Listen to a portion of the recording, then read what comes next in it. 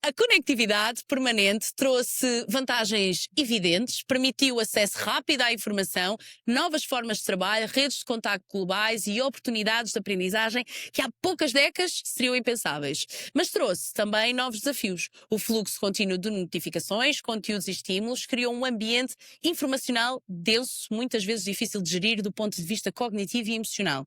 A atenção tornou-se um recurso disputado. O descanso tornou-se mais difícil e a fronteira entre tempo e trabalho, tempo de lazeres e tempo de recuperação tornou-se cada vez mais difusa.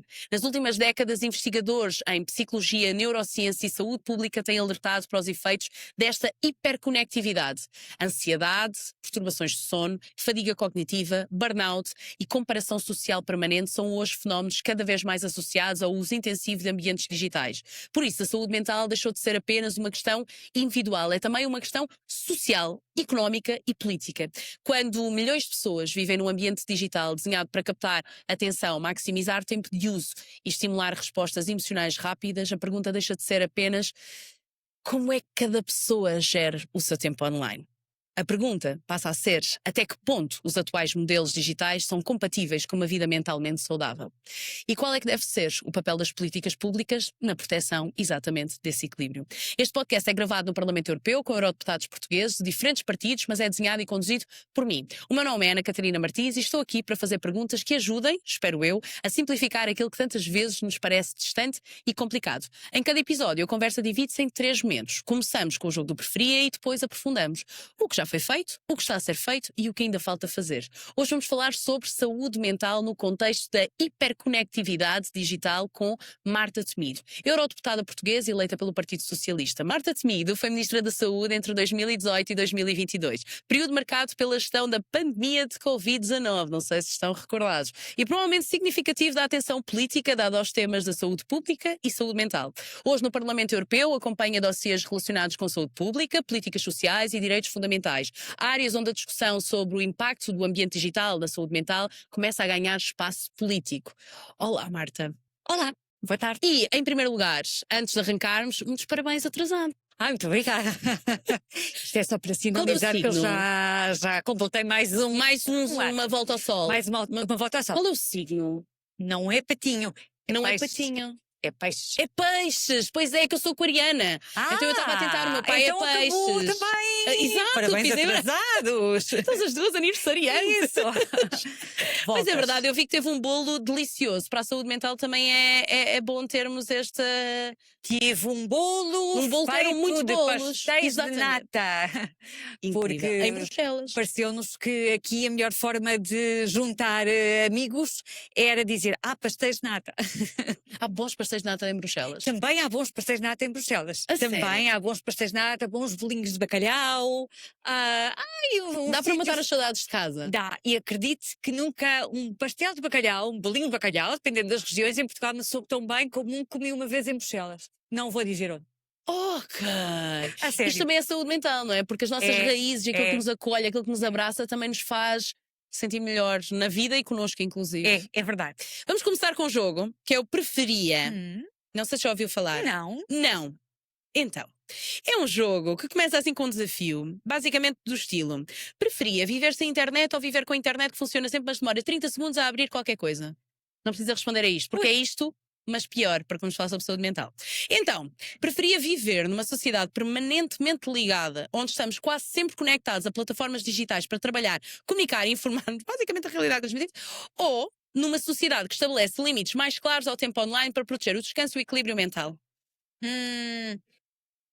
Como sou adulta, admito que preferiria viver numa onde pudesse escolher ligar-me ou desligar-me. Mas é porque tenho 52 anos e capacidade de me proteger a mim própria. Fiquei a refletir sobre o que é que eu escolheria. Preferia um ambiente digital onde o acesso constante à informação e às redes sociais facilita contacto, aprendizagem e participação, ou um ambiente com menos estímulos digitais para preservar maior capacidade de concentração e atenção? Sem dúvida, com menos estímulos digitais para preservar maior capacidade de concentração, de atenção e de descanso, de relaxamento. O nosso cérebro, nós estamos a Está tornar-nos em peixe de aquário. Saturação. Exato. Eu tenho aqui uns peixinhos também, não é? Uns tubarõezinhos tubarões, porque Marta temido, o Exato. tubarão é temido. E este assunto é um tubarão, não é? Saúde mental é toda uma questão. Tudo que eu próprio. Tem aqui um mergulhador a nadar. Certo, Portanto, a gente está juntas nesta equipa. Preferia plataformas digitais desenhadas para maximizar a interação e o tempo de utilização ou plataformas reguladas para reduzir mecanismos que incentivam dependência e consumo compulsivo de conteúdos? Sem dúvida, reguladas. Preferia investir prioritariamente em serviços de saúde mental e apoio psicológico para responder ao aumento da procura ou investir mais em prevenção, educação digital e literacia mediática para reduzir os fatores de risco associados ao uso intensivo das tecnologias? Sempre investir em prevenção é o investimento que compensa. Preferia um modelo laboral onde a conectividade permanente aumenta a flexibilidade e permite trabalhar a partir de qualquer lugar, ou um modelo que protege de forma mais clara o direito à desconexão e separa de forma mais nítida o tempo de trabalho e o tempo de descanso? Sem dúvida, um modelo que permitisse o direito à desconexão e que permitisse balizar cada um dos espaços, cada um dos momentos, cada um dos tempos. Há tempo para tudo. Preferia um ambiente digital altamente personalizado, onde algoritmos ajustam conteúdos aos interesses de cada utilizador, basicamente aquilo que a gente vive e conhece, ou um ambiente menos personalizado, mas que reduz a pressão da comparação social e da exposição constante? Um ambiente que fosse mais protetor, que reduzisse essa pressão da exposição constante a que todos estamos sempre sujeitos. Preferia um mundo digital onde as plataformas continuam a crescer, sobretudo com base na captação da atenção dos utilizadores, ou um modelo tecnológico onde o bem-estar psicológico passa a ser considerado um critério relevante no desenho das próprias plataformas? Bem-estar psicológico como critério relevante no bem-estar de tudo, também das plataformas digitais. Marta Temido foi a nossa Ministra da Saúde num momento dramático.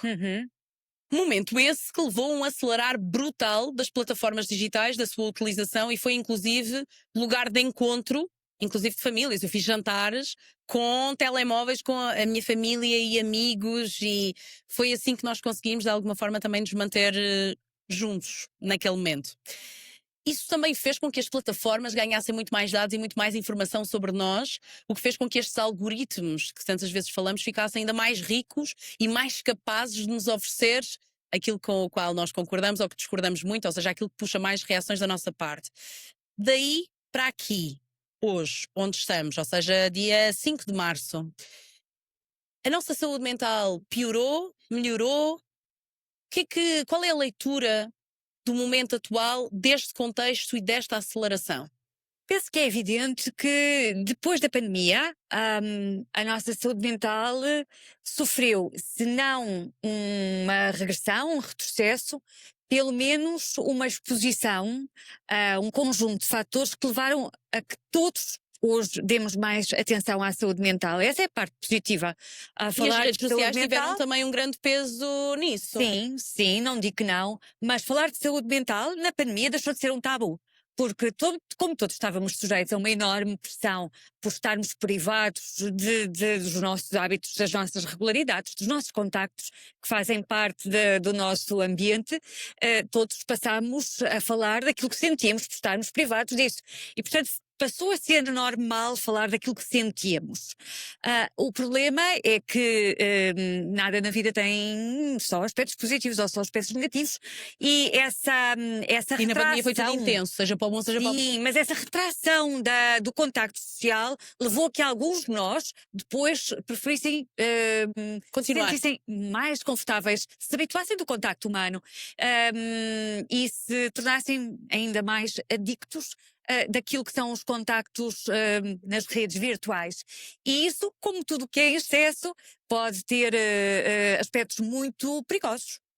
Nós começámos a pandemia com promessas de que o mundo iria ser um lugar melhor, nós íamos todos ser Sim. mais unidos, íamos ser melhores pessoas. Isso aconteceu mesmo, ou nós estamos todos um bocadinho mais chalupas?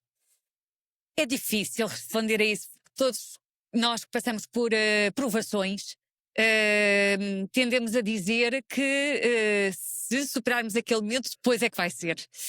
Depois é que vamos mudar, depois é que vamos dar o par, bem. vai ficar tudo bem, vai ser tudo melhor. Mas nós somos humanos e, portanto, voltamos a. Mas deixou uma marca, deixou um cometer- peso. a pandemia?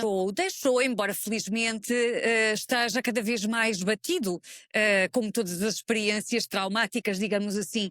Naturalmente que para quem perdeu familiares, Não ficou para tudo bem. quem.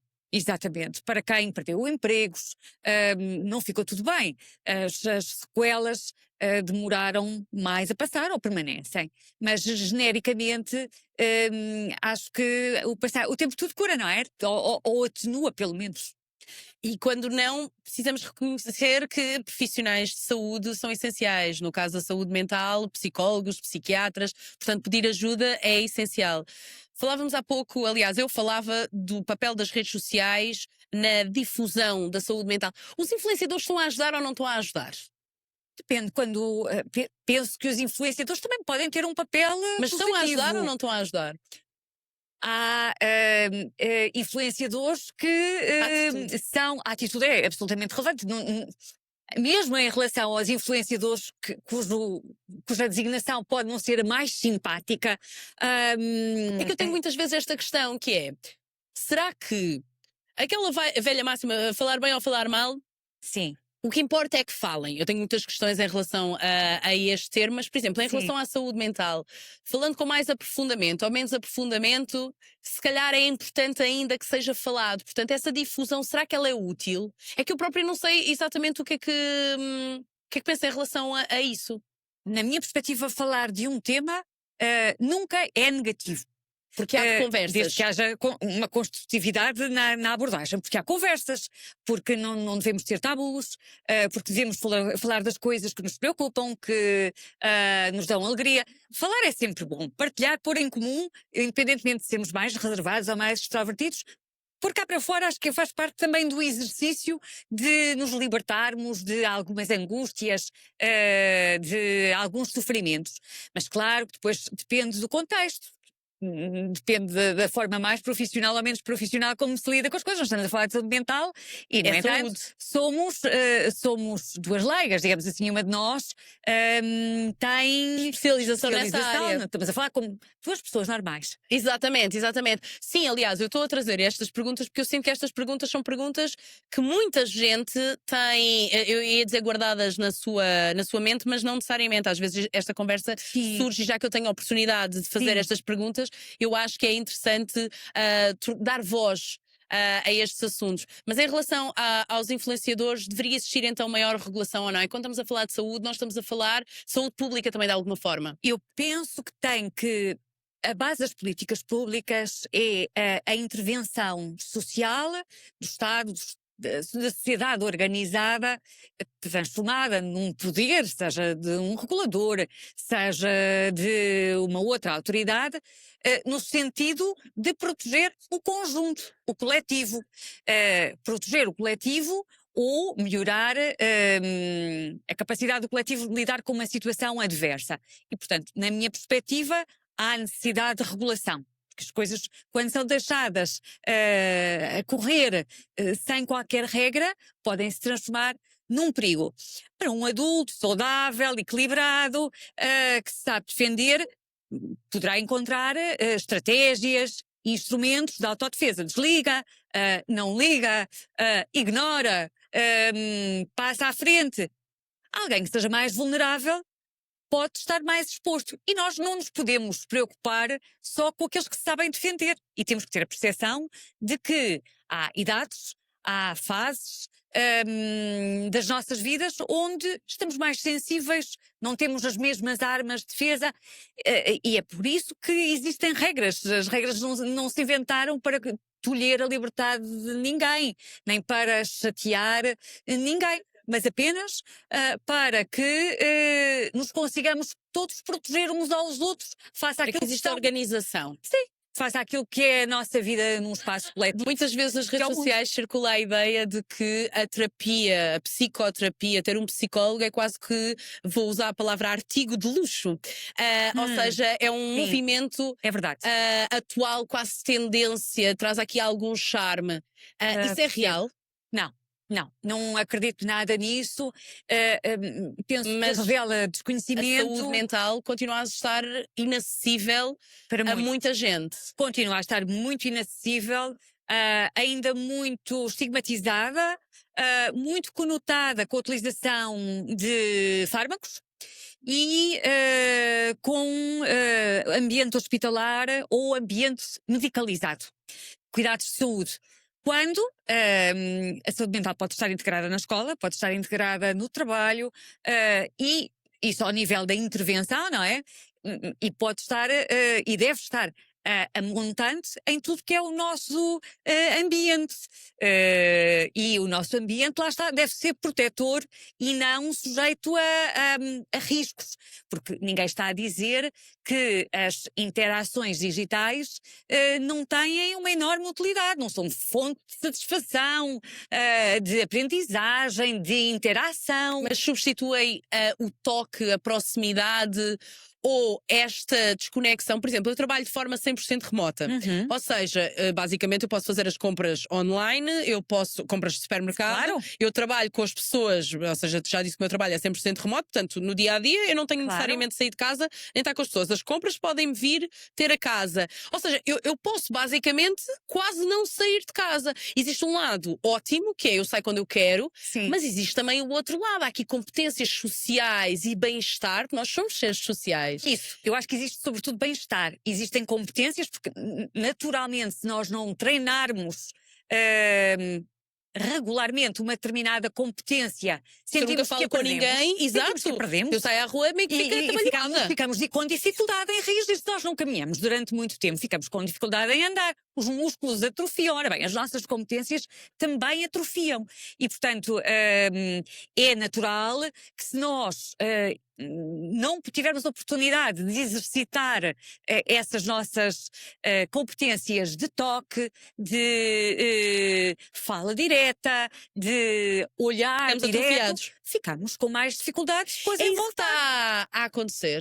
Ou seja, nós estamos a ficar um bocadinho atrofiados. Eu há bocado disse as chalupas. Estamos a ficar um bocadinho atrofiados e isso leva-nos a maior polarização, isso leva-nos. Ou seja, não é só. Fala-se muito dos algoritmos e que os algoritmos, efetivamente. Mas também este facto. Ou seja, os algoritmos incentivam isto. Mas este ambiente social, estas oportunidades profissionais que são incríveis. Atenção, eu próprio falo do meu trabalho porque eu adoro trabalhar assim. Certíssimo.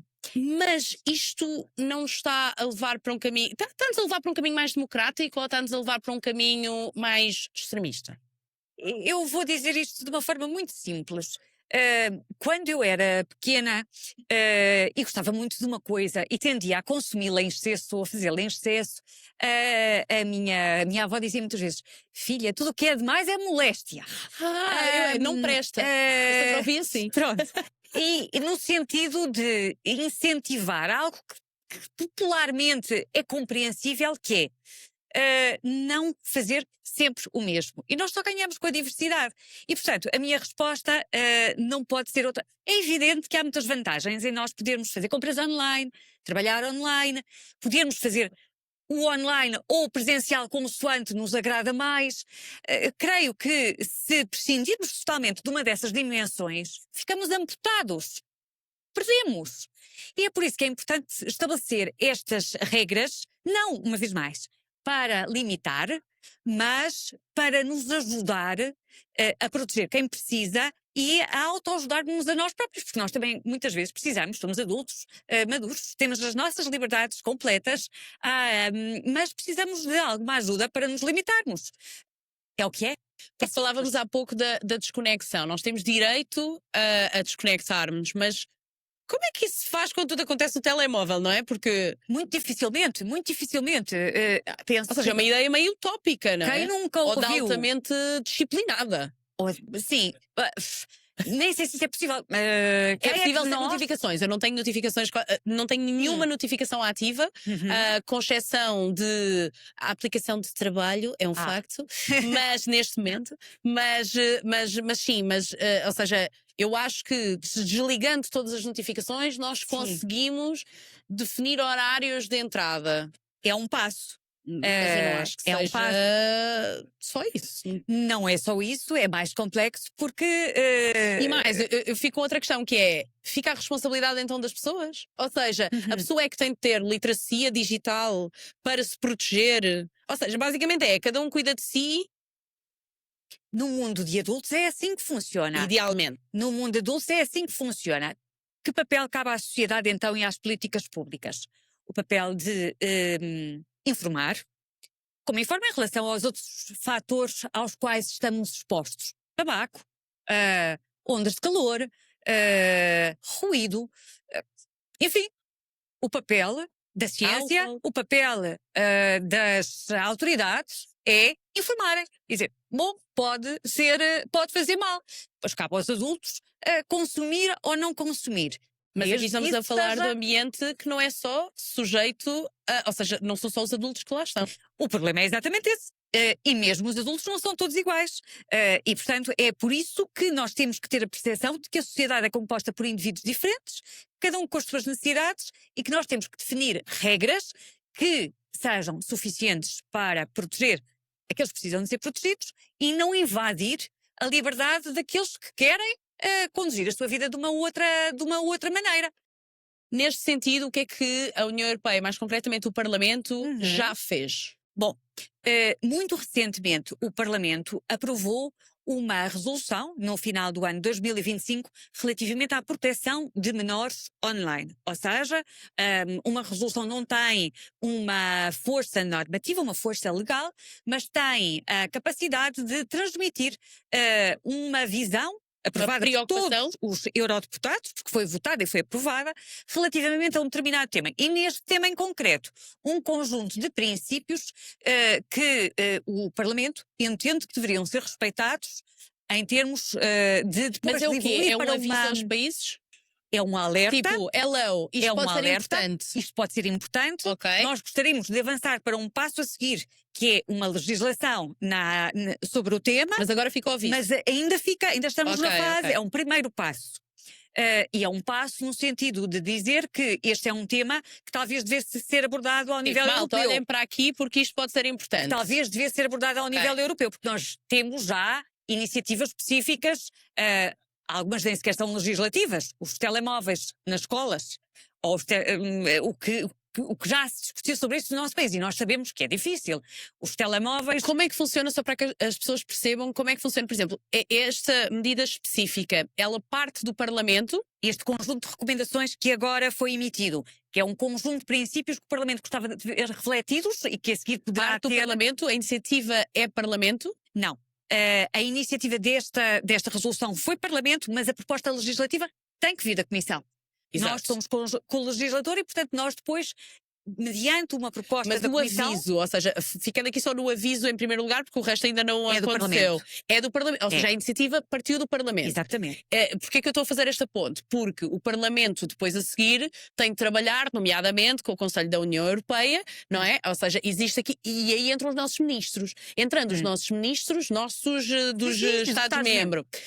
Quando existe este aviso, é tipo maldinha, vão começando a pensar sobre isto, porque este assunto pode ser um assunto importante. Para depois, então, em conjunto, criarem leis. Exatamente. É o que se chama dar o pontapé de partida para a discussão. Não que ela também já não esteja a acontecer nos países. Sim, não que ela já não esteja mas a acontecer nas escolas. aqui Mas, quase como, olha, estamos a começar a falar disto. Sim, transforma um problema que estava a ser abordado fragmentadamente, com diversas abordagens que podiam até ser incoerentes entre elas, num pensamento comum de proteção das pessoas que são um espaço comum. Porque vamos lá ver, os alunos mais pequenos, mas outros alunos de ciclos mais avançados circulam. Nós gostamos que as regras que são protetoras nas escolas, não é só a proteção face aos alimentos açucarados ou às bebidas alcoólicas, também este tipo de regras. E no fundo aponta direções. Se eu for comprar uma bebida alcoólica num supermercado aqui no Parlamento Europeu, quando vou pagar, a aplicação dispara-me um alerta a perguntar se eu já tenho mais de 18 anos. Não é obrigatório. Se eu responder sim e tiver menos de 18 anos, a aplicação percebe, é um alerta. É o efeito alerta, é o efeito chamada de atenção. Ou seja, não sei se foi exatamente assim que aconteceu, Mas eu acho que pode ilustrar. Nós começámos a ver notícias a saírem, Macron a dizer que as crianças não deviam ter acesso às redes Muito sociais bem. a partir de determinada idade. Espanha, de repente, também começa a fazer esse movimento. Exatamente. Portugal também começa a dizer qualquer coisa sobre esse assunto. E, de repente, o Parlamento Europeu entende, vocês que aqui estão, entendem. Uau, espera aí que isto é um assunto europeu. Isto não é um assunto só local. Porquê? Porque nós já estamos a ver que este país disse isto, aquele disse isto. Ou seja, isto é um tema. Então, vamos trazer este tema como oficial nosso. Isso. Hello, é um assunto aqui. Ministros vão pensar sobre o assunto, vão fazer a sua parte e, eventualmente, que isso transforma-se em lei. E por uma outra razão. Isso é tudo exato. E por uma outra razão. A Presidente da Comissão, a senhora von der Leyen, já há anos, há alguns anos, concretamente depois da pandemia, que vem alertando nos seus discursos, nas suas linhas de ação, no programa da Comissão, para a necessidade de, ao nível da saúde, das intervenções da União Europeia na saúde, haver uma estratégia de saúde mental que proteja sobretudo os jovens online. E, portanto, há aqui vários atores europeus que Tem muitos filhos, ao não é? mesmo É uma tempo, preocupação. sim. É uma tem, consciência. tem vários filhos, tem muitos filhos. 7 filhos, não é? É médica. É médica, exatamente. Penso que ginecologista obstetra, portanto, tem 7 naturalmente. filhos, não é? A história, não sei, Que é assim um número. Isto é perguntar, Meu mas sim, são Deus. muitos. São muitos. E portanto, compreende-se que há aqui um denominador comum que começa a aparecer. Consciência. Uma consciência.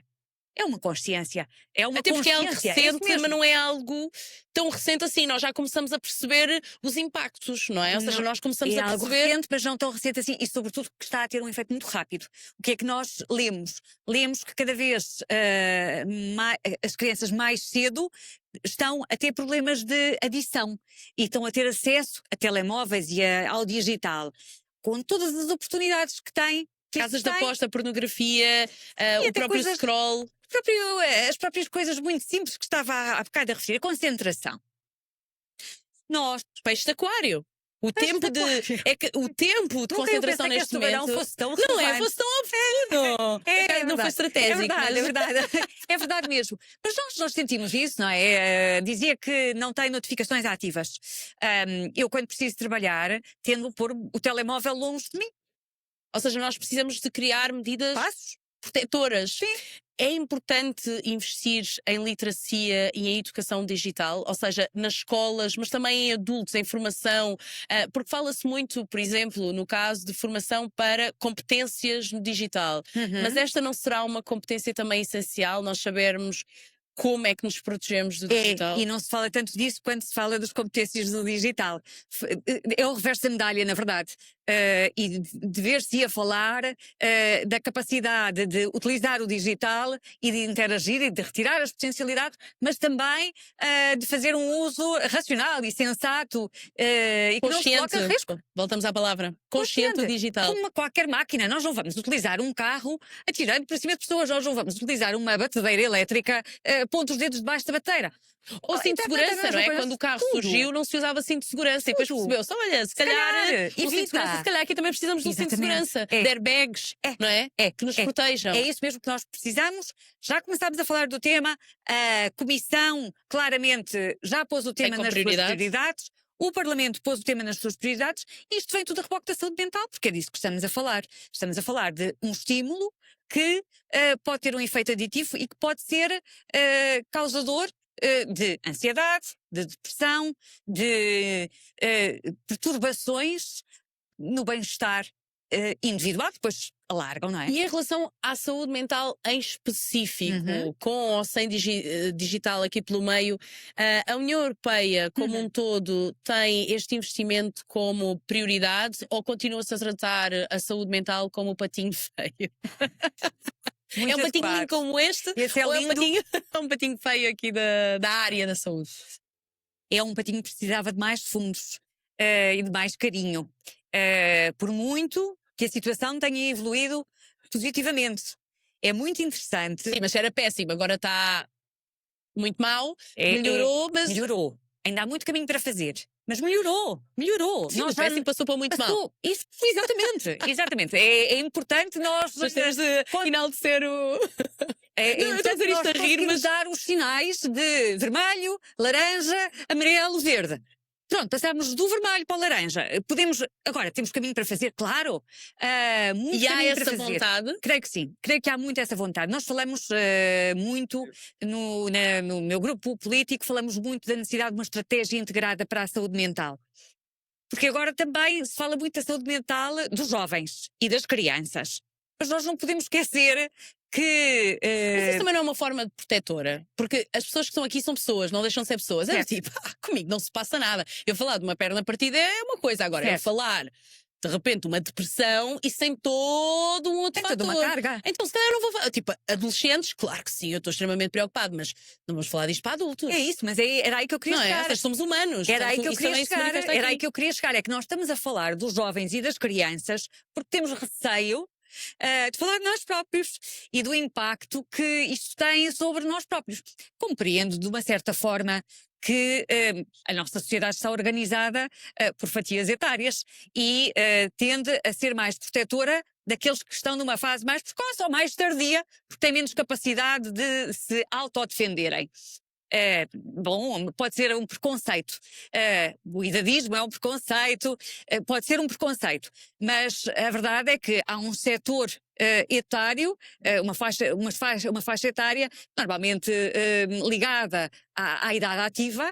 E de identidade de género também tem influência ou não? A identidade de género, claro que sim. É que eu sinto que este é um assunto que continua a ser muito mais explorado, trabalhado, falado por mulheres do que por homens. Mas os números dizem que as jovens reportam, nos inquéritos que têm sido feitos, mais exposição a violência online do que os rapazes. Fora do online também, não é? Portanto, o online certo. reproduz aquilo que também acontece no offline. Certo. Embora eu lembro-me sempre dos casos, olha, do caso da SIDA em Portugal, que ou de consumo de drogas, que os números de repente pareciam ter explodido, não explodiram nada, apenas começámos a reportar algo que antes não reportávamos. Não sei se não há também aí, é preciso estudar mais, esta é uma área onde é preciso estudar mais, ter mais números, ter mais evidência. Estamos a começar a tratá-la. E, portanto, ainda há muito de intuitivo e de empírico e de sensitivo. E quem aborda estes temas profissionalmente tem mais números, tem mais evidência, naturalmente. Mas não sei até que ponto é que, por exemplo, as raparigas não tendem a reportar mais. Apenas porque tendem a reportar mais, porque tendem a falar, a queixar-se mais destas circunstâncias. Os rapazes, eventualmente, poderão Também tem ser outro mais nível. reservados. Ou não reportar. Sim, porque tem outro nível, sim, aqui no caso de consciência e de aceitação, um bocadinho à semelhança do que acontece com violência doméstica. Ou de vergonha. Não, estava a falar das raparigas, Sim, ou seja, as sim, mas raparigas eles de sentem que é mais vergonha. acolhido e os rapazes menos acolhidos. Isso. Esse é que é o meu receio, quando nós dizemos que as meninas queixam-se mais de terem sido alvo de bullying ou de ofensas online, e se isso não tem a ver com a circunstância dos rapazes não se queixarem. E, portanto, Ou seja, camuflarem um os bocadinho. anos passam, mas nós continuamos nas gerações mais novas e até nestes novos ambientes a reproduzir exatamente os mesmos estereótipos. Eles têm de ser machos e fortes e têm de aguentar. Elas, por sua vez, nós até no caso, não é? Ainda assim, com todas as vulnerabilidades, que são muitas, são imensas, há uma aceitação diferente em relação à queixa. Estarão provavelmente mais habituadas a reportar fragilidades. Também. Confessar vulnerabilidades ou fragilidades talvez seja mais... Agora, quando isso é assim, isso não impacta, porque maioritariamente quem nos governa são homens. Uhum. Isso não impacta nas decisões? Ou seja, se eu tenho, portanto, se isto acontece com crianças, Sim. com adultos então ainda acontece mais, não é? Sim, Estávamos sim. a falar há bocado das questões das faixas etárias, portanto, se não existe esta sensibilidade, já, consciência, este trabalho, este desenvolvimento nos mais novos, então quando a gente olha para esta casa, se este é um assunto que é tão complicado, como é que ele se desenvolve? Há aqui uma questão que é a questão que é mais fraturante relativamente a este tema, que é como abordamos as liberdades. Há uma leitura de que qualquer intervenção que se possa ter sobre este tipo de temas está a coartar liberdades. E quem tenha uma determinada leitura do mundo, se relacione com o mundo de uma determinada forma, pode olhar para isto e dizer não, já estão a querer invadir a nossa liberdade. E deixe-me dizer-lhe, deixe-me confidência, não é nenhum segredo. Nós recebemos centenas de e-mails por dia e eu recebo muitos e-mails de preocupação com aquilo que é o controlo das plataformas digitais. Preocupação no sentido de, por favor, controlem-nas ou... Por favor, não as controlem. Não as controlem. Estão a querer invadir a minha liberdade. Muitos. Há muita essa leitura. Mais ou menos formatados, mais ou menos minutas, mas muito na linha de estão outra vez a querer controlar a minha liberdade. E isso é algo que a mim me preocupa muito, porque nós não podemos confundir o respeito pelas liberdades individuais com o cinto de segurança com o não poder andar de carro. Exatamente. São coisas diferentes. Exatamente. E penso que E há respostas para isso? Ou seja, já se encontrou o cinto de segurança? Já se encontrou um cinto de segurança. A questão da proteção etária é, mas além da proteção etária, em relação à saúde mental no digital, ou seja, pensando no digital como um carro, sim, nós já encontramos o cinto de segurança e os airbags? Ou ainda estamos à procura? Ainda estamos à procura, mas temos várias formulações. A questão etária, a questão dos canais de denúncia, de utilização errada de plataformas digitais. As próprias plataformas digitais, muitas delas já interagem com os cidadãos para receber queixas e têm obrigações de reporte, portanto há já o ato digital europeu já impõe obrigações, restrições. E o que fica a faltar? O que fica a faltar é o mais difícil, que é a cultura, que é a coesão social protetora. Que é como é que isso se cria? A educação? A educação. A educação para a saúde, a educação para a proteção, a educação para a atenção. E tem de ter esse investimento? No fundo, é difícil fazer este investimento porque há uma expressão que diz que é preciso toda uma aldeia para proteger uma criança ou para educar uma criança. E aqui estamos muito nisso, não é? Quando a sociedade, escudada nas suas liberdades, se recusa a ter este papel, de alguma forma está a abdicar de proteger os mais frágeis e de falar de um tema que pode pôr os mais frágeis em risco. Não, há bocado dizia, não estamos apenas a tratar dos jovens e das crianças porque recusamos a falar de nós próprios. De alguma forma também começamos sempre por aquilo que é mais fácil de abordar. É a história de apanhar as maçãs que estão mais baixinhas da macieira. Mas depois há toda uma outra dimensão que é, há mecanismos que nos permitem, sem constrangir excessivamente, tem de ser sempre com proporcionalidade, as liberdades individuais, quer através utilizando as próprias plataformas e os mecanismos que elas têm, tendo alertas, tendo mecanismos de controle daquilo que é o funcionamento automático. Isso ajuda-nos a todos. E, portanto, há caminho para fazer. E depois, há a educação e há o funcionamento da célula base, que é a família. O que nós não podemos esquecer é que isto não é paternalismo, nem é querer controlar o nível individual, não é isso que se passa. Há famílias e famílias. E, portanto, da mesma forma que nós temos uma idade de entrada na escola e não há ninguém que, a não ser em circunstâncias excepcionais, que esteja dispensado de mandar os meninos para a escola e a educação é obrigatória, também temos que ter regras que protejam estas adições, que ainda não estão tão bem estudadas como outras, mas que mandam ao princípio da precaução, da pandemia, da prevenção em saúde pública, da pandemia, que tomemos cautelas. Vamos ter de colocar a máscara no digital. Pelo menos guardar alguma distância entre nós e o digital durante certas horas do dia.